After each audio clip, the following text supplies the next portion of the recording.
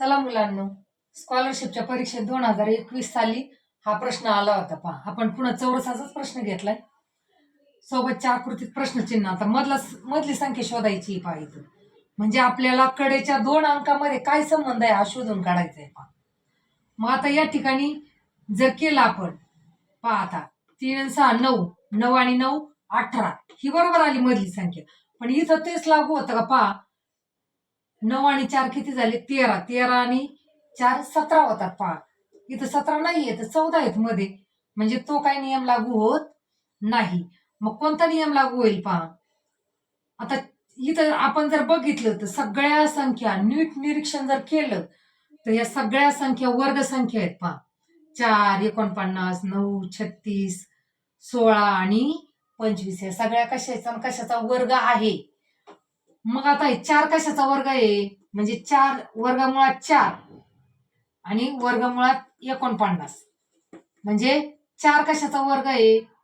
2चा आहे. म्हणजे 4चं वर्गमूळ किती आलं? 2.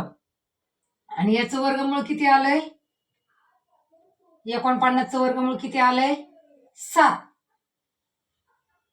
पहा 4चं वर्गमूळ किती आलंय? 2. आणि 49चं वर्गमूळ किती आलंय? 7. आता 14 येण्यासाठी यांच्यामध्ये काय करावं लागेल आपल्याला? गुणाकार. पहा लक्षात येतंय तुमच्या काय सांगते मी? 4चं वर्गमूळ काढलं 2, 7 49चं वर्गमूळ काढलं 7, आणि ह्या 14 येण्यासाठी या दोन्हीमध्ये काय कोणती क्रिया केली? गुणाकाराची. हे आले 14 मधली संख्या. तसंच इथं लागू होतं का? पहा वर्गमुळात 9, वर्गमुळात 36 यांचा गुणाकार. आता वर्गमुळात 9 म्हणजे किती? 3. म्हणजे हे 9 कशाचं वर्ग संख्या आहे ते शोधायचे. 36 कशाचं वर्ग आहे? वर्गमुळे वर्गमुळात 36 याची किंमत काय येईल? म्हणजेच काय? 36 हा कशाचा वर्ग संख्या आहे, कशाचा वर्ग आहे ते शोधायचे. पहा मग 6चा आहे आणि यांचा जर गुणाकार केला 6 18, म्हणजे ही ट्रिक लागू पडते. पहा मग त्याच पद्धतीने करायचे. वर्गमुळात 16 गुणिले वर्गमुळात 25. आता वर्गमुळात 16 म्हणजेच काय? 4, म्हणजे 4चा वर्ग आहे की नाही 16, तो गुणिले 25 कशाचा वर्ग आहे? 5चा. मग यांचा गुणाकार केला तर 4 पंचे 20, म्हणजे आपलं उत्तर काय आलंय?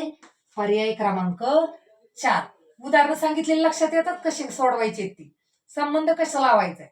त्याच्यामुळेच मी तुम्हाला अगोदर सांगितलं कोडे सोडवताना तुमचे 1 ते 20 पर्यंतचे वर्ग संख्या पाठ पाहिजेत. 1 ते 10 पर्यंतचे कमीत कमी 1 ते 10 पर्यंतचे घन पाठ पाहिजेत. 1 ते 30 पर्यंत तुमचे पाढे पाठ पाहिजेत. त्याच्यानंतर तुम्हाला मूळ संख्या माहिती पाहिजे. संयुक्त संख्या तर समजतात. एकदा मूळ संख्या 1 ते 100 मधल्या आल्या की बाकीच्या उरलेल्या काय असतात? संयुक्त संख्या असतात. पहा याप्रमाणे जर तुमच्या लक्षात असेल, माहिती असेल याची, तर आपल्याला बरोबर हे उदाहरणं सोडवता येतील. अजून